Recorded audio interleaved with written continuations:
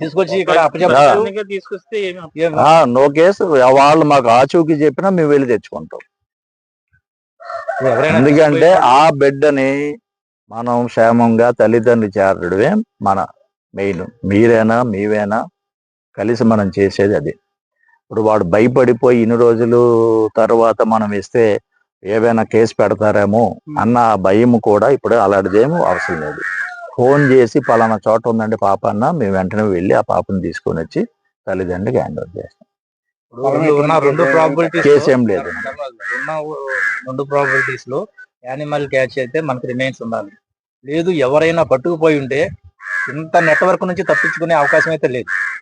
Footage నుంచి tower డంపుల నుంచి తప్పించుకునే అవకాశం లేదు. ఎప్పుడు అవకాశం ఉంటుందంటే అతను ఏ సెల్ ఫోన్ వాడి ఉండాలి.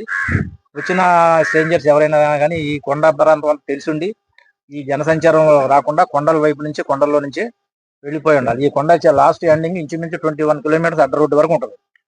కొండలో నుంచి పట్టుకుపోయి ఉండాలి. అంతకు మించి ఈ ఫుటేజ్ నుంచి టవర్ డంప్ నుంచి తప్పించుకునే అవకాశం లేదు. ఎప్పుడు అవకాశం ఉందంటే అతను సెల్ ఫోన్ యూజ్ చేసి ఉండకపోవాలి.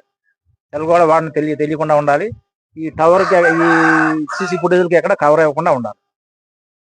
కాబట్టి మనం అది జరిగిందా ఇది జరిగిందా అన్నది మనకి ఇంతవరకు కంక్లూజన్ రాలేదు. కాబట్టి ఈ రెండు యాంగిల్స్ లో ఇంకా మనం మరో వెరిఫికేషన్ జరుగుతూనే ఉంది.